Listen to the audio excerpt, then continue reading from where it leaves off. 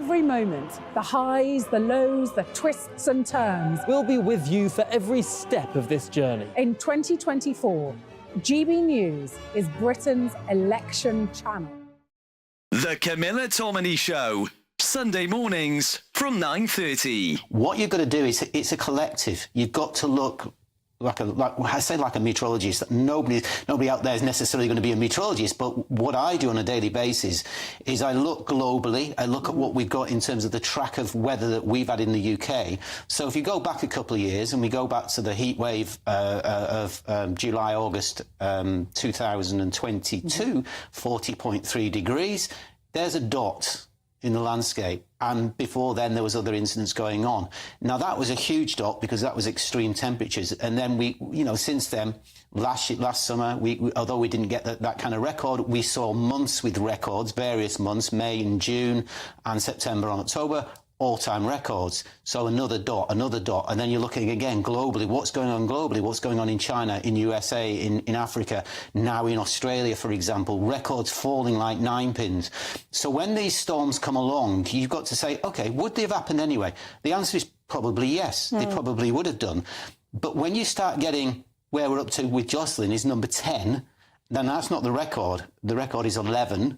Named storms, 2015-16. So we've been there before, but only a few years ago. So these things are starting to mount up. And do you know what? On the can of climate change, climatologists, better people than me, people who study this expertly, and they look at it and they say, okay, what we're going to get with extra dimension of heat in the atmosphere, which energy and heat that basically means that you've got more intense storms potentially that can carry more water. What do you get? You get higher wind velocities and you get more water and or snow. We've just gone through a period where parts of this country have been deluged and flooded for the first time. Yes. I'm Michelle Dewberry, and I'm not here to tell you what to think. I'd much rather hear what you have to say. So send in your opinions to gbviews@gbnews.com. Keep them clean, and you never know, I might read them out. With my panel here on Dewbs & Co, we debate, we get stuck into the issues of the day on a show where all views are welcome, especially yours. GB News, the People's Channel, Britain's news channel.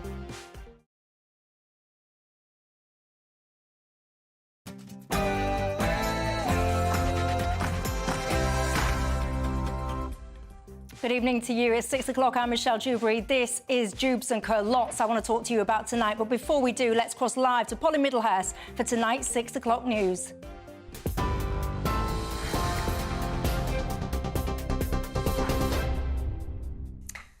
Michelle, thank you. I can tell you we will have some significant breaking news coming to us from Buckingham Palace very shortly. We don't have any detail on exactly what that news is so far, but we do know it concerns a member of the royal family. Let's take you live then to Buckingham Palace and talk to GB News' royal correspondent Cameron Walker, who's standing by for us. Cameron, what are you hearing?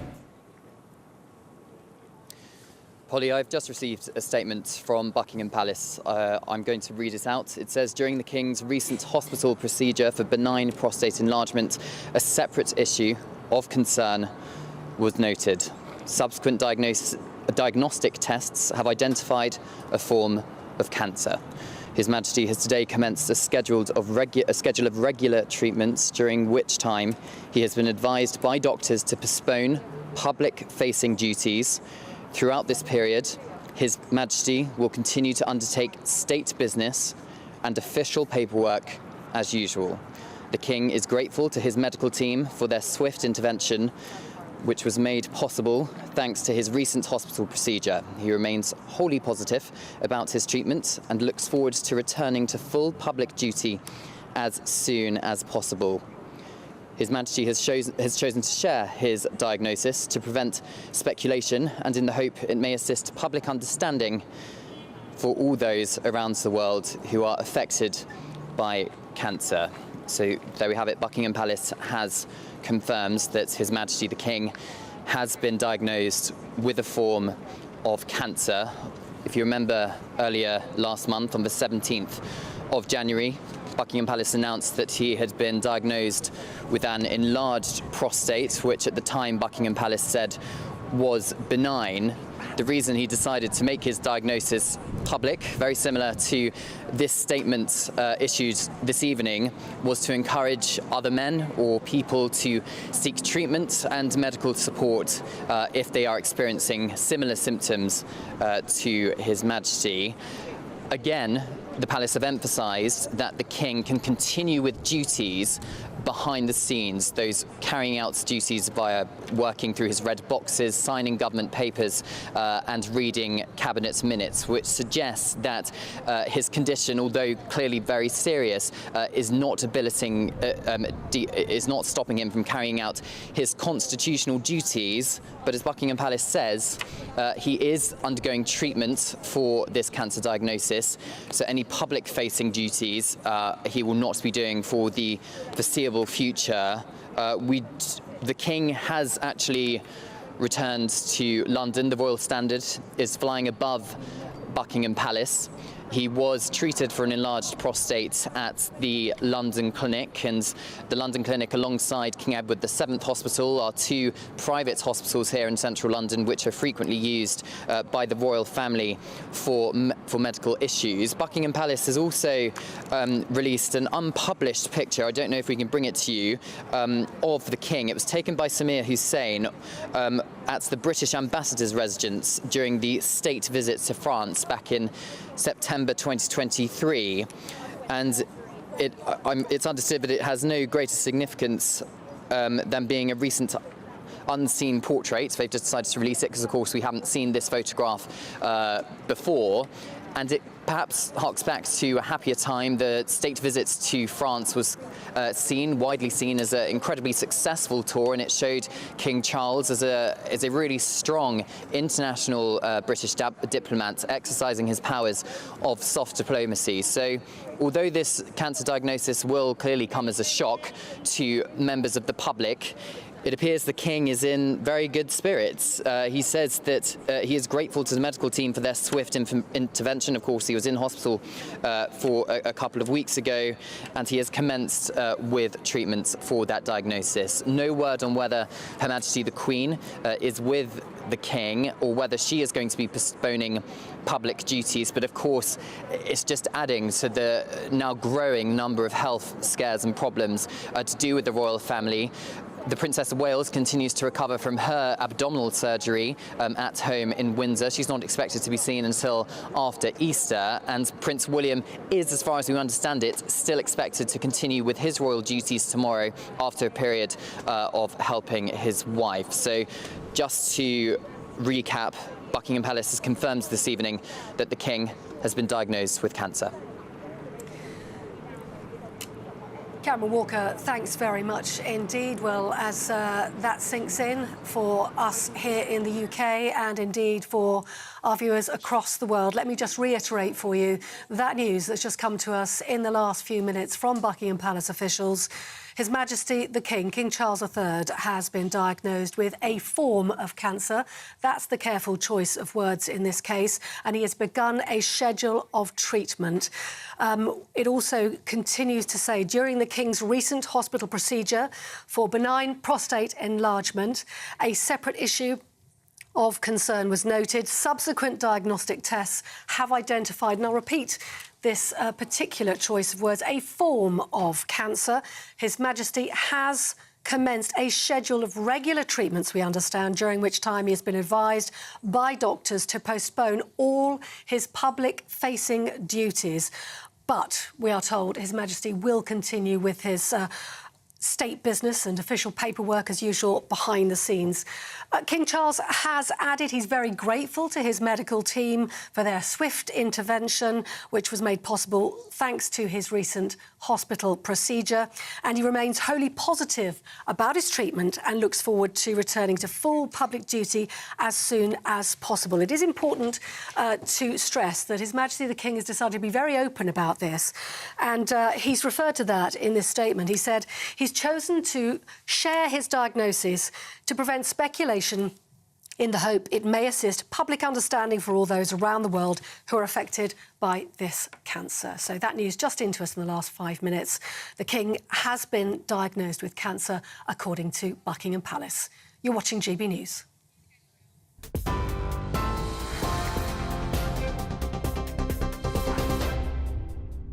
Thanks very much for that, Polly. I am Michelle Dewberry and I'm keeping you company here until 7 o'clock tonight. Alongside me to dissect that news that we have just heard there about our King, King Charles, the sad news that he has got cancer. I've got the House peer and the former advisor to Boris Johnson, Corvair Ranger, and the writer and broadcaster Matthew Stadland. Good evening to both of you.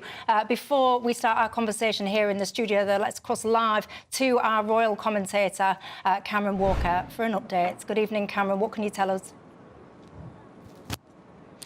Good evening, Michelle. Well, as you said, Buckingham Palace have confirmed this evening that His Majesty has been diagnosed with a form of cancer. It's understood that it is not prostate cancer. Of course, he went into hospital for separate treatments on an enlarged prostate in the middle of January. I'm also told that His Majesty the King returned from Sandringham to London this morning. The Royal Standard is flying above Buckingham Palace here, and he is going to be treated as an outpatient. So he is not going to be returning to hospital at this stage as an inpatient to receive treatment.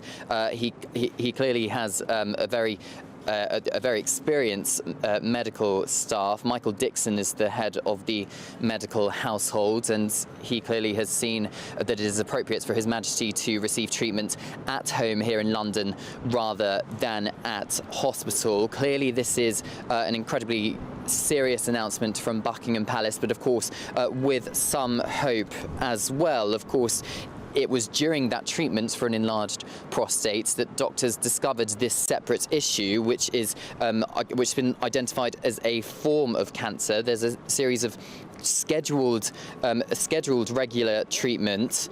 He's been advised to postpone all public engagements for the time being, but another positive point, he is well enough to continue duties behind the scenes, so going through red boxes, signing government papers, reading cabinet minutes as well. The King, in the statement, Buckingham Palace says that the King is grateful to his medical team for their swift intervention, which was made possible, as I said, by his hospital procedure, and he is glad that by making his diagnosis public, he is encouraging the wider public to seek support and treatment if they are experiencing treatment. If you remember, Michelle, back a few weeks ago when the King made his enlarged prostate diagnosis public, the page on the NHS website which displays those symptoms in a 24-hour period went up by kind of 12 times, a number of times, which equated to one page view for every 5 seconds, which shows the power that the King has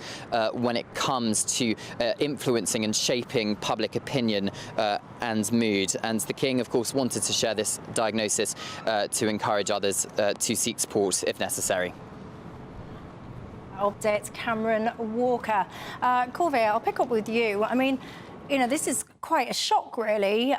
We had this conversation, it just feels like days ago now, when the King was very transparent about the prostate treatment that he was undergoing. As Cameron was just saying then, it did inspire such a wave of people to go forward and seek help and support if they felt they needed it. So this is quite a shock, this news this evening. Yes, you're right, Michelle, because, you know, I'm no medical expert, but it's been good to hear the royal family being open as Kate has been in hospital, as the King's been in hospital. But I think the challenge is we weren't expecting any more serious news. We were actually, you know, quite happy. We'd seen the King at church yesterday, you know, looking to retake on duties.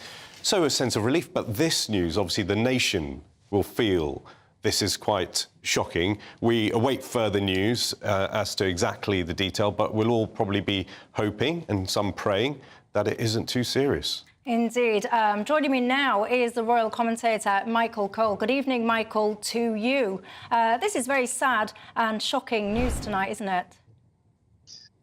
The news could hardly be more grave. It's very serious indeed, and I'm sure that you, your studio guests, and the country join with me, wish His Majesty the King very best at this very difficult time for him.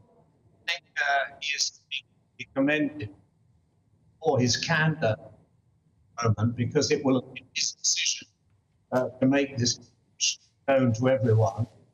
Obviously, there is making people perhaps carry out their own duties, and that will certainly be a good thing. I think it's worth saying that at the last time that as Prince Charles, he was in such dire straits like that, was when he was 12 years old, and he was rushed to Great Ormond Street Hospital with a very hot appendix for an appendicitis. It was played down at the time, but his life was actually saved at the hospital because had peritonitis set in, blood poisoning. In those days, 1962, it was often fatal or very, very debilitating. So at the age of 75, and we see him here interacting with people, coming out of hospital there with Her Majesty Queen Camilla, he obviously looked very cheery. He was waving to people. He was exuding good health at that particular moment, but obviously he knew the truth. And after reflection and a nice weekend up in Norfolk, they decided to be candid about it. And I probably think that's a good idea. It wasn't always the way with royal health bulletins. In the past, they've been very, very candid with the, very sparing with the details. In fact, in some cases, there have been barefaced lies told, and obviously a lot of obfuscation has gone on. But quite clearly, the King wants to do it in a different way. There we see him yesterday walking to St Mary Magdalene Church at Sandringham with his wife. We don't know what the actual nature of this cancer is. We only know that he went in for the operation for the enlarged prostate.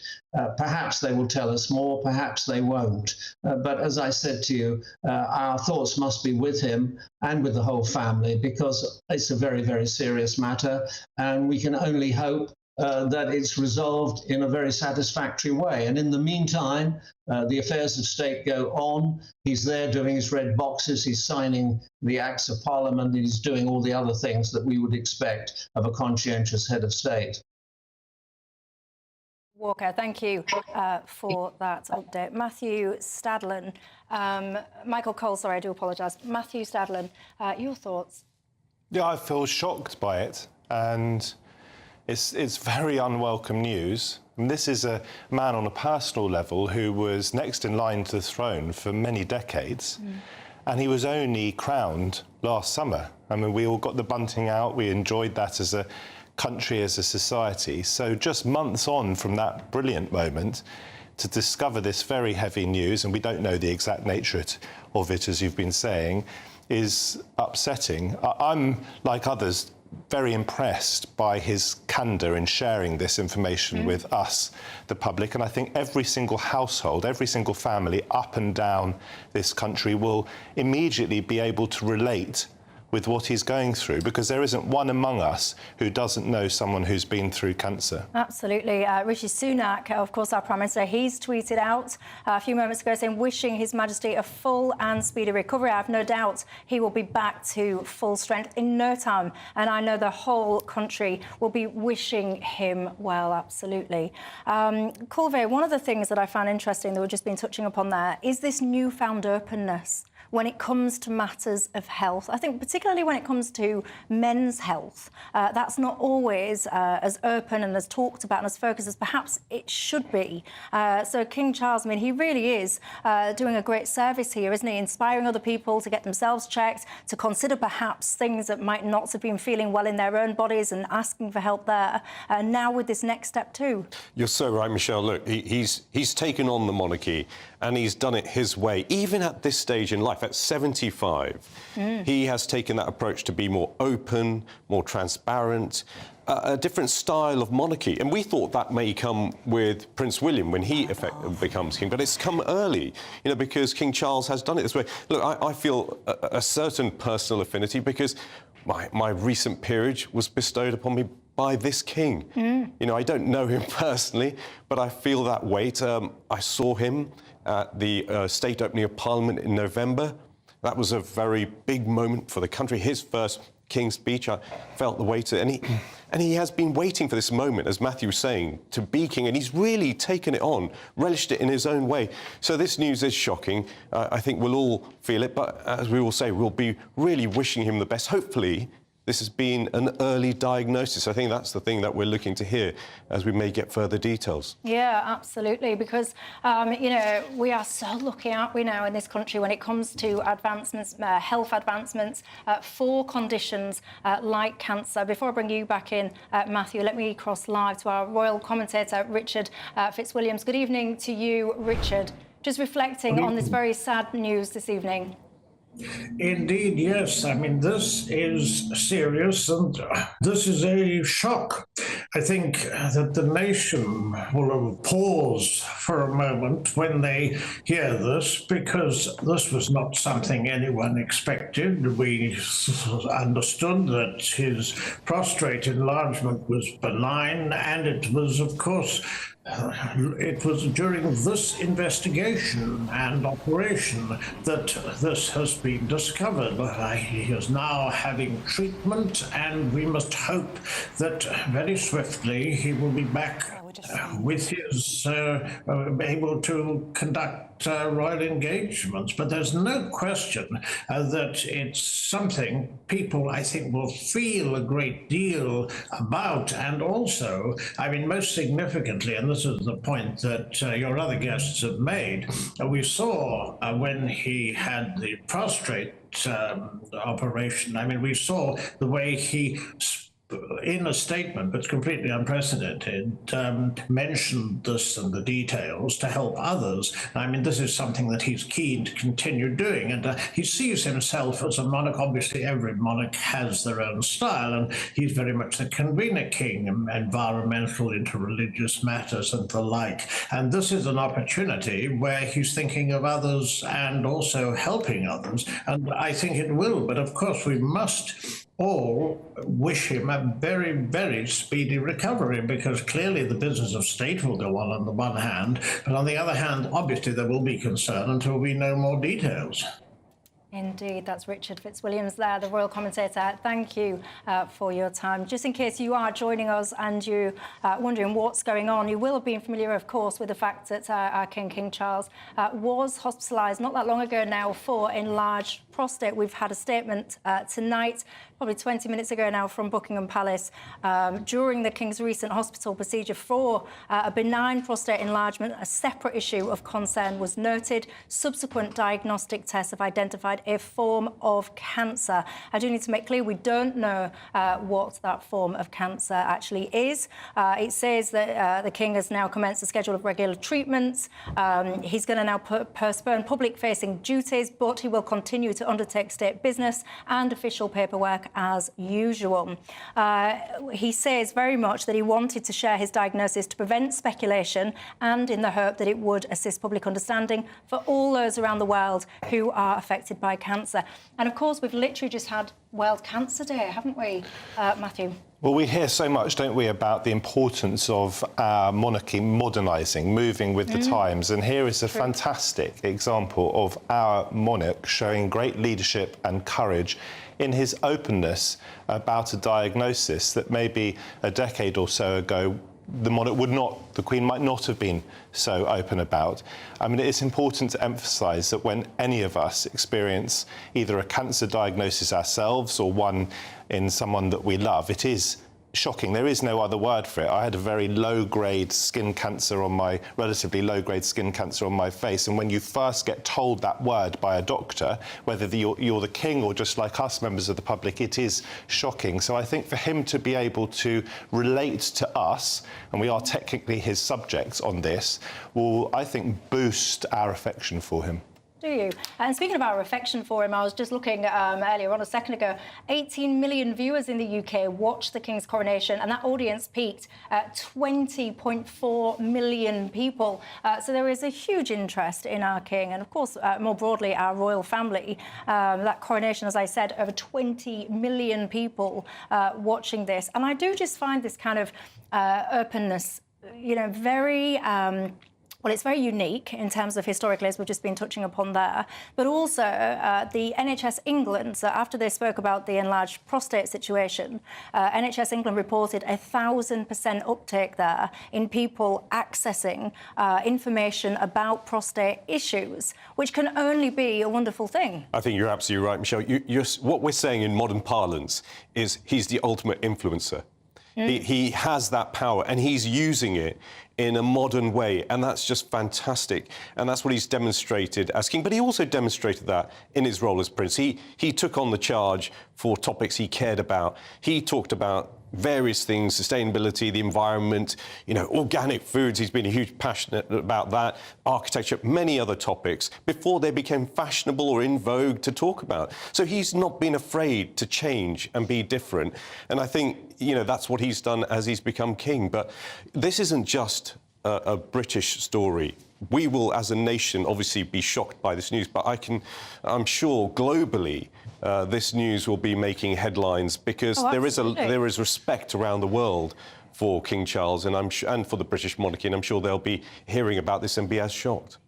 Just a couple of years ago or so, I produced the then Prince Charles in his own living room, and I was only with him very briefly, but my experience of him was that he had a very gentle presence, and yet he combines that gentleness with a formidable strength. I mean, imagine within days getting this diagnosis that you have some form of cancer, and cancer is never a fun thing, whatever it turns out to be, and then in the full glare of the national spotlight, but also the global spotlight, saying, I have cancer. That's something that I think very few, if any of us, can actually identify with, and I think we will feel he's brave for doing it. Yeah, and apparently the Duke of Sussex, of course, Prince Harry, he has apparently spoken with the King about his cancer diagnosis and says that he will travel to the UK to see him in the coming days. That's apparently according to a source that is close to Harry. I'm really pleased to hear that, actually, Michelle, because I was hoping this wasn't going to be a case of something that Prince Harry had heard through the media, so it's really good and reassuring that the family is coming together at this time. As Matthew's been saying, when any loved one gets any kind of diagnosis like this, it's a moment when families rally round. So it's good to hear that news about Prince Harry and that he'll be coming back to England. Indeed. Let's cross live back to our royal correspondent, Cameron Walker, for the latest. Good evening, Cameron, to you. Yes, as you just mentioned, the Duke of Sussex, I have been told, has spoken to His Majesty the King about his diagnosis. That's, of course, Prince Harry, the King's second son. The quote is, the Duke did speak with his father about his diagnosis. He will be travelling to the UK to see His Majesty in the coming days. And I think perhaps this emphasises or indicates perhaps some of the seriousness of this situation, because we know the King and his youngest son have not perhaps been on the closest of terms in the last year. The last time they saw each other, although it's understood they didn't speak, was at the King's coronation back in May 2023. But I think it shows that Prince Harry wants a bit of an olive branch to his father, the King, and wants to spend time with him. So that news confirmed by a source close to the Sussexes that he is flying back to the UK to see his father. I haven't received any word yet from Kensington Palace, but of course it's a lot easier for Prince William to travel to see his father because he only lives in Windsor. As we've already mentioned, we know that it's not prostate cancer. That's what we have been told by sources close to the King. And the King wanted to say that, so to try and prevent speculation. Of course, it's the enlarged prostate treatment he received. We were told at the time that the palace said that it was benign. That is still the case. It was a separate issue when they were treating His Majesty that they have now diagnosed and are now treating. So just to recap, the King is in London this evening. It's thought he is spending the night at Clarence House, and he's being treated as an outpatient rather than an inpatient. So he's not going to be spending at this stage any more nights in hospital, but he will be travelling to and from hospital for cancer treatments, but will return home presumably to Clarence House following that treatment. So just to recap, news just in, Prince Harry, Duke of Sussex, is returning to the UK to see his father in the next few days. Indeed. Cameron Walken, thank you very much for that update. Now I'm joined by Dr. Lawrence Gerlis, who's the founder of Same Day Doctor. Good evening to you. Of course, shocking news, Doctor, and what will happen now is, of course, this will inspire so many more people now, because when anyone in the public eye, quite frankly, raises health concerns, we can't help, it's human nature. But one of the things that many of my viewers are getting in touch with, saying, you know, this is all great in terms of awareness raising, and of course everybody wishes King Charles good health, but many people are flagging to me, but Michelle, we can't even get in to see health professionals when we do have these concerns. Yeah. Well, look, let me say at first that this will not be fatal. The prostate cancer is very manageable. I've not lost a patient to prostate cancer for many, many years. There are many treatments available. So the first thing is don't panic. The second thing is, without wishing to say I told you so, I'm not shocked at all. In fact, I was telling someone at the weekend, and by the way, I have no inside information, so I'm not breaching confidentiality.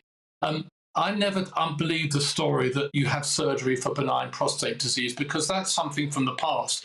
There are medications now for benign prostate disease. They would have known before the operation. They do 3D MRI scans of biopsies. They would have known this, and that's why he has had surgery. So I think that they're releasing the news bit by bit. So I'm not shocked at all. In fact, I totally predicted this. That's why you operate on prostate, because you've seen something on an MRI scan and you get the gland out. Now, it's good news that it was operable, because some prostate cancers spread and they're not operable, and people have radiotherapy and hormone treatment, which is hugely successful.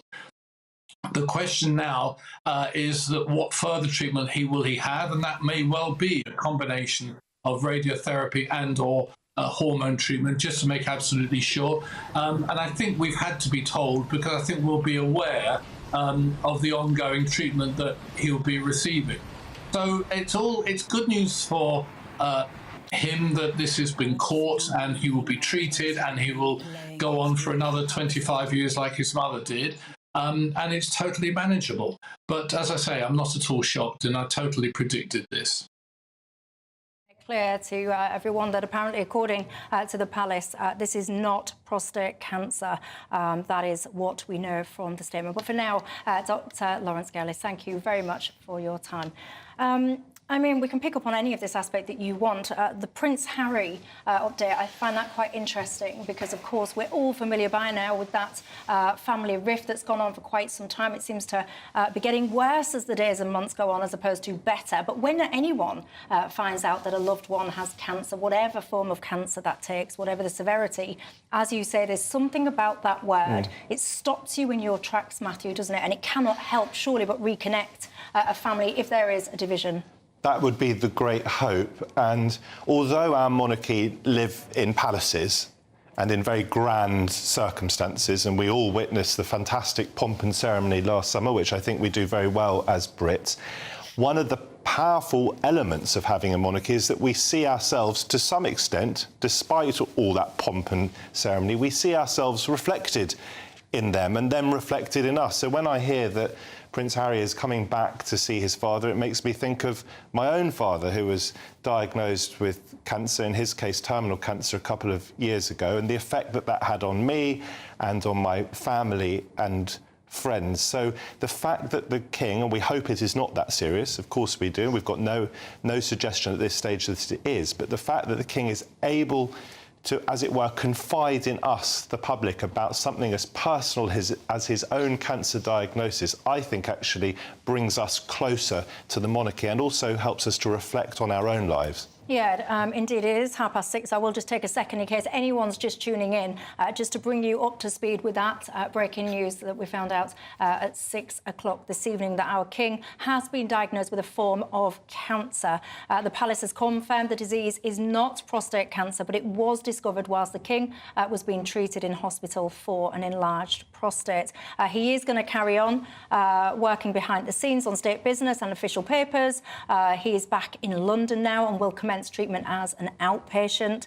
It says subsequent diagnostic test, basically when he was in for that prostate enlargement treatment, did identify a form of cancer.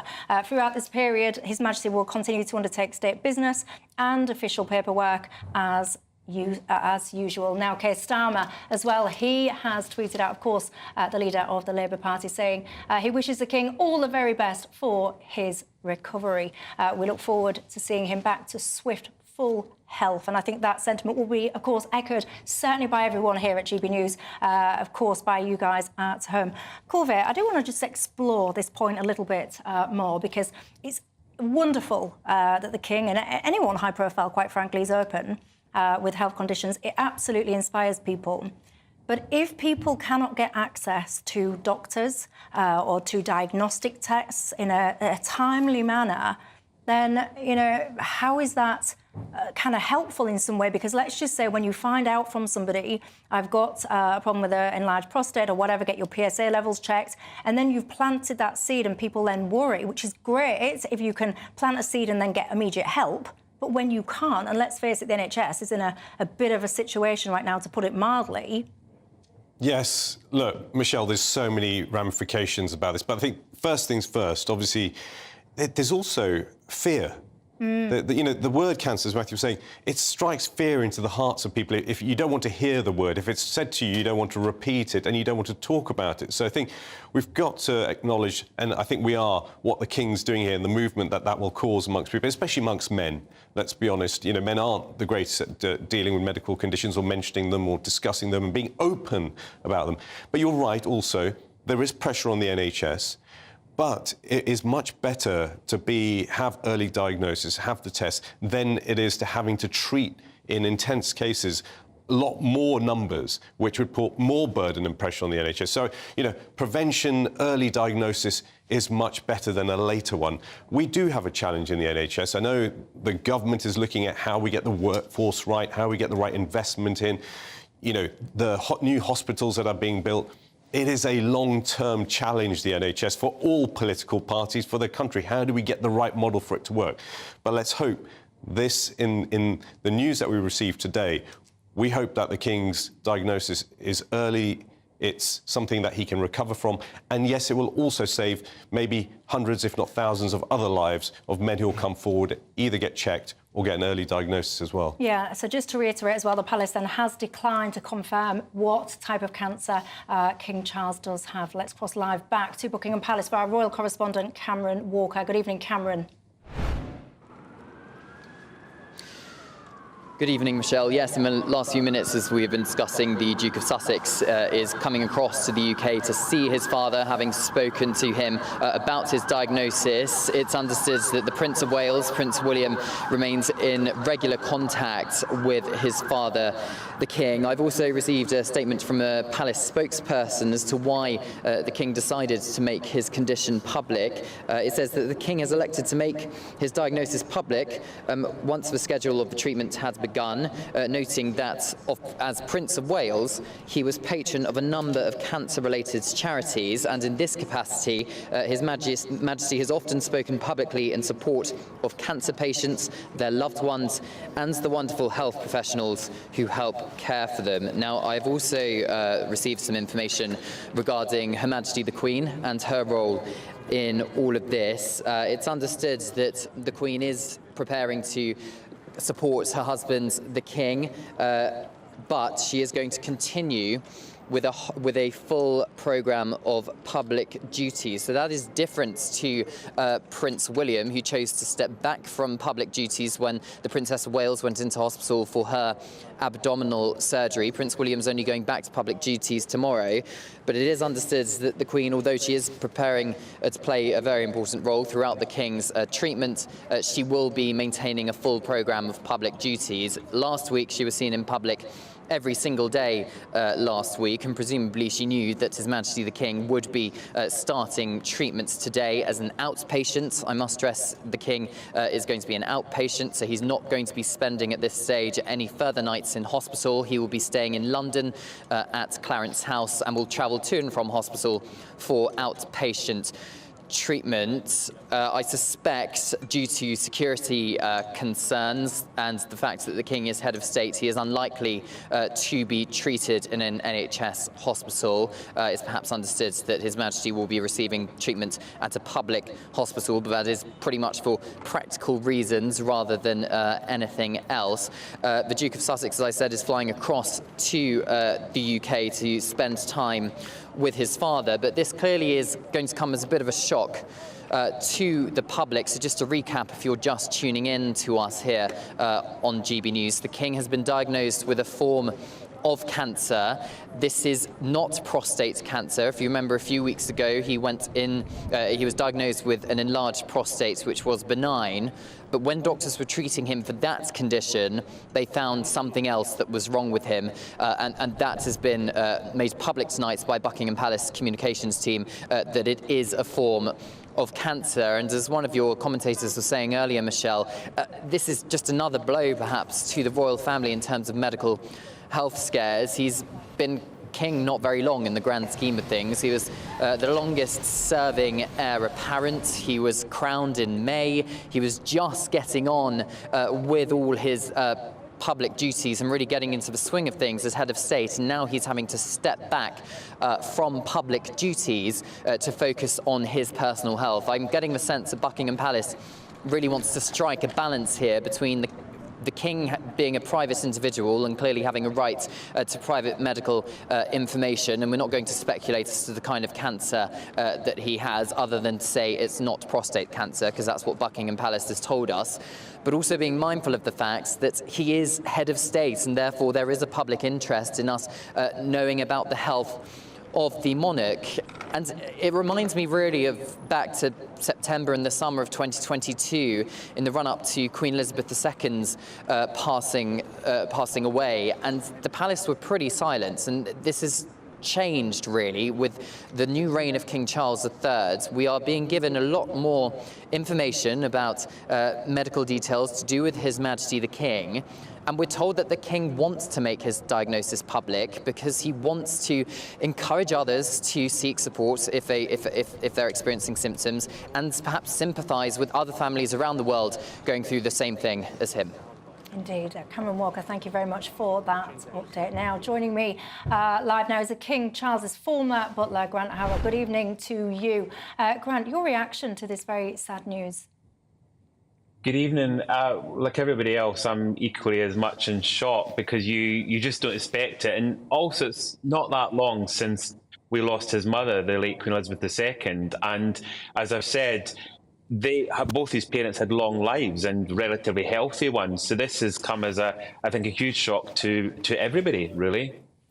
Absolutely. And what do you make? We've just been talking at length about the King's kind of desire to be a lot more open now when it comes to personal health matters. That's something we haven't experienced previously.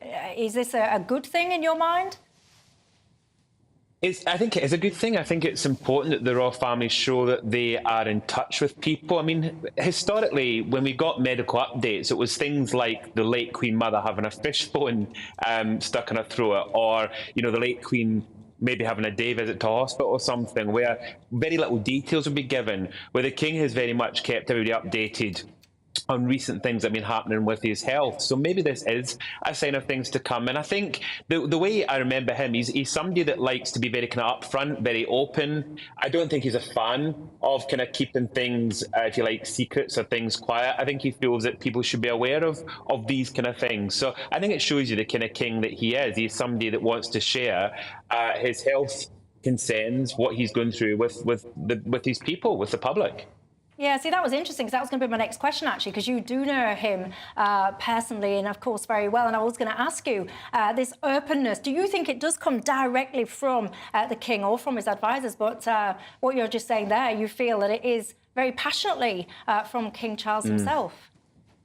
As you know, as we all know, that he's got a lot of advisors who are obviously there to kind of keep him right with kind of matters of state and day-to-day activities. But this is something that will be his decision. I'm sure the advisors will be in complete agreement that this is a wise move, but this will be his final decision. He would have decided that this announcement should be made and that people should be aware. And I think it's good, again, that the advisors have shown that they support him, because, you know, these people are there to kind of keep him right and as we've said, to advise him. And I think with this kind of thing, it is important that people are aware and that they're keeping people updated. So, as I said, I'm hoping this is a sign of things to come. Yeah, indeed. There you go. That's King Charles's former butler, Grant Harold there. Thank you for your insight. I can cross live now to our royal commentator, Jenny Bond. Good evening to you, Jenny. Your reaction to tonight's news? Well, of course, it's both shocking and it's very sad so early in the King's reign to have this health setback, well, a double health setback. But I think perhaps we should be grateful, really, that this has been found, and hopefully early on. And because he had the enlarged prostate condition, they've carried out these diagnostic tests and found a form of cancer. Now, that's a good thing. And great inroads have been made on the treatment of cancers. So I think we should take the King's lead and be positive about it. That's all the signals coming out from the palace and from the King, and from his appearance yesterday, walking from Sandringham House to the church, all point to the fact that he genuinely is positive about the road ahead. Indeed. Jenny Bond, thank you for that.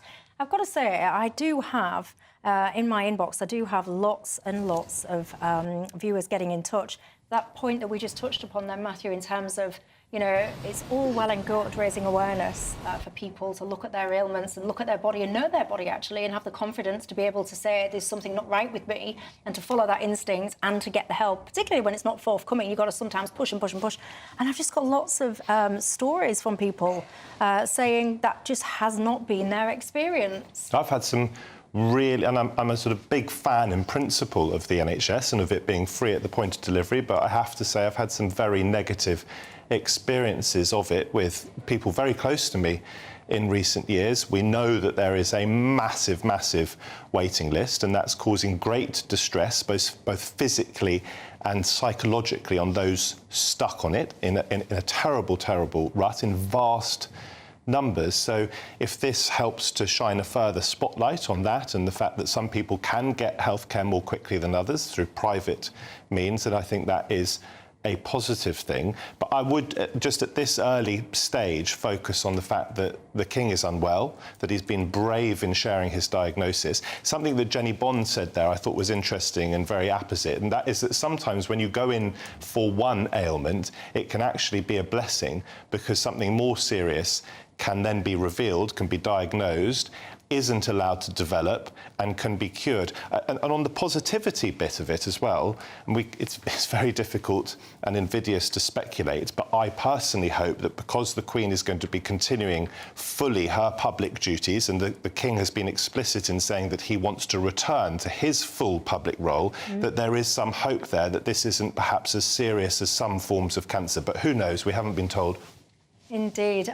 Joining me live now is the former royal correspondent for The Sun, Charles Ray. Good evening to you. Your reaction to this evening's news?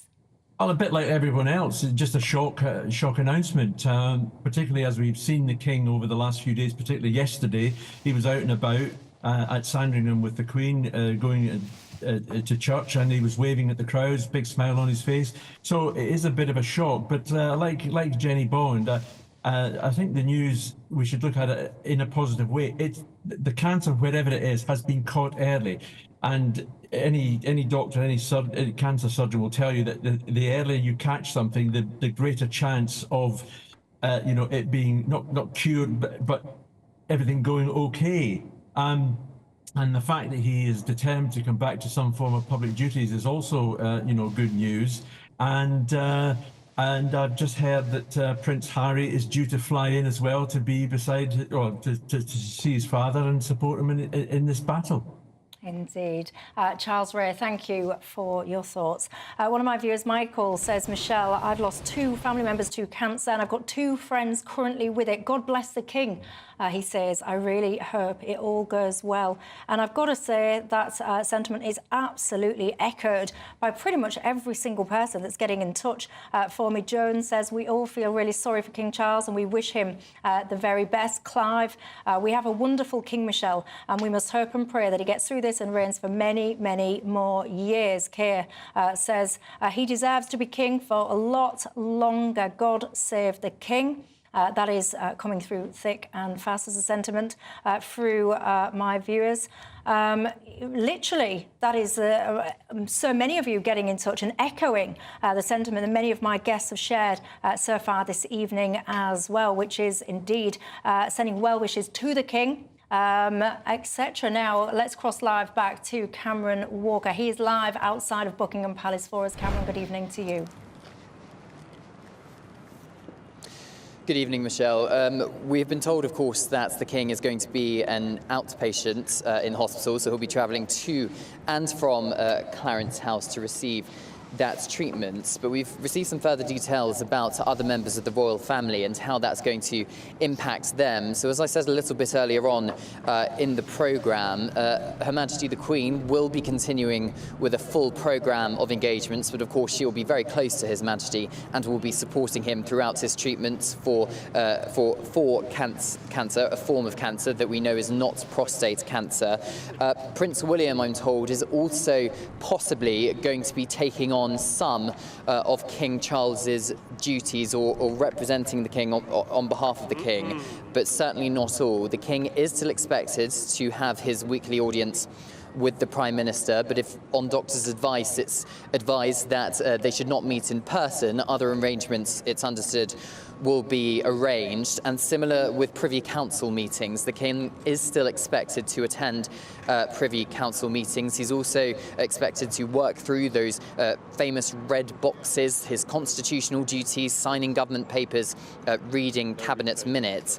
It's also understood that councillors of state will not be required. So councillors of state are members of the royal family over the age of 21 in direct line of succession, who can deputise on behalf of the King if the King is too ill to carry out his constitutional duties. I'm told that is not necessary at this stage, which suggests to me that the King is optimistic about his treatment. But of course it is incredibly serious, the fact that Prince Harry is travelling from America to London to visit His Majesty the King, having of course spoken to His Majesty presumably over the phone or via the internet about his diagnosis. We're told Prince William is in regular contact with his father as well. But of course, this is incredibly unexpected news this evening. We were led to believe that the King was recovering well. We saw him just yesterday walking to the church at Sandringham alongside the Queen. It was a very public exit from the hospital following his benign enlarged prostate treatment. And then he's travelled back to London this morning. The Royal Standard is above Buckingham Palace and Clarence House, and he has started to receive treatment for cancer, and he is stepping back from public duties for the time being, but of course he will be supported by other members of the royal family. Cameron Walker, thank you very much for that. Colville, one of the things I touched upon earlier on in this programme is that Prince Harry, he's spoken to the King, his dad. He will travel to the UK to see him. This is according to sources close to Harry. Now, I saw that. I thought it was wonderful news. Hopefully the family will be able to, kind of heal their rift and so on. I've had a couple of viewers saying to me, no, thank you. we don't want Harry back. That's a little bit harsh, isn't it, given what his dad's going through? It is. It is. Look, let's look for the silver lining in this sad news that we've heard today about this diagnosis for the king. That, you know, if it brings him and his son closer together, that's a good thing. You know, we all know in times of family crisis, families can pull together. Sometimes they don't. But so there's an opportunity here, shall we say. It'll be up to Harry to see how he takes it. You know, I'm sure there'll be certain thoughts in his mind, but it does seem he's taken the news, he's coming over. That's a good thing. Family, it's always a case of family at these times when you need support. The king will want his son there with him. Also, I think about all those hundreds, if not thousands, of young people up and down the country that the king has helped through his Prince's Trust, the King's Trust now. The work he's done for decades with young people, I think they will be feeling this news quite severely. And I think there's also, you know, this is the king who said he was going to be a king for all faiths. I think, you know, I want to say that everybody out here, me as a British Sikh, but I think everyone will be feeling this news because he has been an inclusive monarch from the start. And I think his diagnosis, the way he's handling it, the way he speaks to the nation is going to be something that we're all going to be feeling. That's why we're shocked. That's why we're saddened. But I think the positivity is he's going positive about this, but also he's continuing with business. I did read the statement at Clarence House, and he wants to, as we have been hearing from Cameron Walker there, he wants to make sure he's continuing with as much business as he can, work as head of state, so as to keep the momentum going. So, look, already, hats off to him. He's being positive. He's putting the family together. He's doing the right things. It's early. Let's hope it's being caught early and that he makes that speedy recovery. And the words, God save the king, are never more poignant. Indeed. Matthew? No, I'd echo that. I think that the king has been an inclusive king. He has made that part of his mission to bring us together as a society of all faiths and none. I just want to address in a little bit more the important points that some of the viewers have been making that you've articulated, Michelle, that there isn't an equality of access to healthcare in this country, because although, of course, the NHS is free at the point of delivery, and of course we encourage people to go forward and get checked, and if they're worried, to go and see their GP, and there is, I think, this 2-week rule where you have to be seen, you should be seen within 2 weeks if you have cancer or if there's a fear that it is cancer. Different trusts perform differently. There's no doubt. And so what I wanted to say is that although there is this inequality, and although in many ways, sadly, our NHS is failing, and we can have a debate another day about why that is, and the different factors are very important in election year, I would just say that the fact that the king has cancer reminds us that on some level, at least, we are all in this together as human beings. It might be tougher if you're on a low income or if you have a bad NHS trust, but being king of this great country doesn't make you immune to cancer and to mortality, ultimately. Well, no, because ultimately humans are humans, and I think that the greatest gift that any of us actually can be blessed with, you know, fame, fortune, all these things that people aspire to, ultimately, they mean absolutely nothing if you don't have good health. And one of the problems, Corvair, is that we often, as people, as humans, we take our health for granted whilst we've got it, and then we perhaps only then start to think about it when something goes wrong, and then we start focusing on how can we become well again. You're so right, Michelle. Look, it's the old adage, health is wealth. And in this world where we can prioritise, you know, wealth, achievement, status, all these other things, when suddenly something like this strikes you, it puts everything in perspective. And that's why I keep referring back to family as well, because that's the point when family takes on that even greater importance. Your loved ones, your children, your parents, your cousins, suddenly that value, that precious time that you get with them becomes all that more valuable. And I think we'll see it with the royal family, hopefully, going forward as the king gets his treatment. Could I just quickly add, my father died last year, and at the end of a magnificent service, we played one of his favourite, if not his favourite songs, which is that it's later than you think. Enjoy yourself, it's later than you think. And we all hope and pray that King Charles recovers from this and lives a long life, but it is a reminder of how vulnerable we all are, and as you get older, it becomes something of a lottery. The Queen lived to 96. We hope that she'd go on forever and ever. At some point, it seemed as though she would. King Charles was crowned less than a year ago. He's been king for a year and a quarter now, and yet here he is with this diagnosis. So let's embrace life is my message. Yeah, and that is a nice message, and I think perhaps there's a lot of people that do need to hear that, because it's very easy, isn't it? We get stuck in our own ruts, we get caught up in, you know, whatever. It might even be small stuff sometimes, and actually life can feel pretty depressing and overwhelming for a lot of people. And actually, when news comes along, it can be an opportunity, actually, to stop you in your tracks, to actually realise tomorrow's not promised to any of us. It doesn't matter who you are, quite frankly, and what your current health situation is. You know, we've only really got these present moments. So it is about how can you look inward, what can you do to try and kind of be more positive in that moment. And also how we deal with time and being present in the moment, because so many of us think so much either about the past or about the future, planning, trying to protect ourselves in the future, but actually the present was the future once. Yeah, it was. That's why I don't share these sentiments. I mean, everyone's entitled to their own opinions, but all these kind of notions of, oh, Harry's not welcome and Harry's done all of these terrible things, and whatever you think to what Harry has done or not done in the past, and we can all kind of debate and dispute different opinions or whatever. Ultimately, family is everything. Yes. And forgiveness sometimes, particularly when, you know, someone is not well, to whatever, you know, situation that is. But when you do have a health scare like this, it is time just to look there and say, you know what, let's just rebuild bonds. Like, life's too short, literally. You're right. You said it there, Michelle. Forgiveness. You know, we all hope we forgive the wrong deeds, doings of others, but especially when it comes to your family and your children. You know, the king will probably forgive his son almost anything. I have 2 children, 2 boys. I'll forgive them anything, hopefully, as they go through their lives.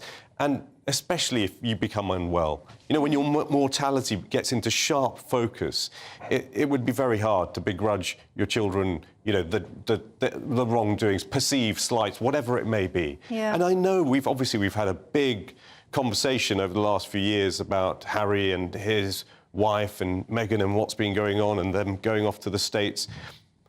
But at the end of the day, we did all love Harry at one point. There was a huge outpouring of, you know, he'd had that. We all know the story of Harry. I won't recount it now.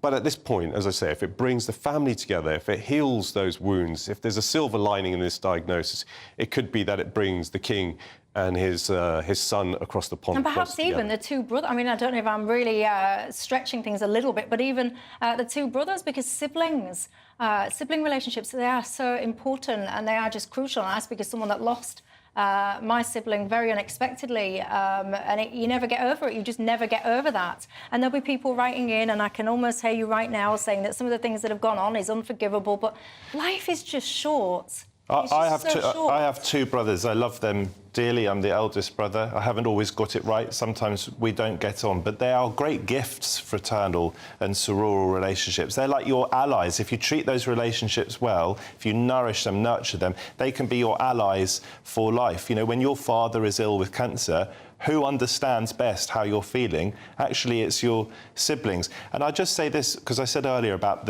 us seeing ourselves reflected in the royal family and perhaps vice versa.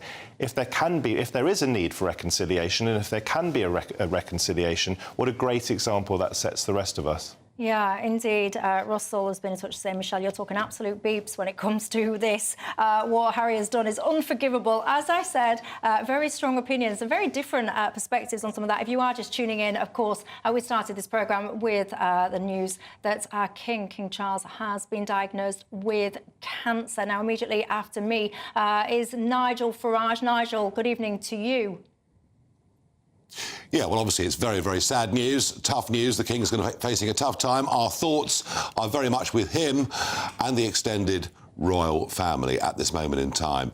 We'll discuss that and much more. We'll have medical experts. We'll get political views and much else. And I have to say, it is the word, isn't it? It's the one word, cancer, that nobody ever wants to hear. I had a diagnosis of it myself years ago, and Michael Cole has said before on this show and other shows on GB News that in some ways we live our lives through them. And when you hear the King's got cancer, you think of your own family, perhaps of those who aren't with us anymore. What we don't know is exactly what kind of cancer it is. What we don't know is what stage it is at. And I suspect myself that the statement that's been put out by by Buckingham Palace is not actually going to provide clarity. In fact, I think the opposite. I think it's likely to lead to acres and acres of speculation over the course of the next few days. What it does prove for all of us is the value of going to get medical tests if we possibly can, because even if you go for one reason, you might discover something else. Before I start the show, let's go to Polly Middlehurst with a news bulletin.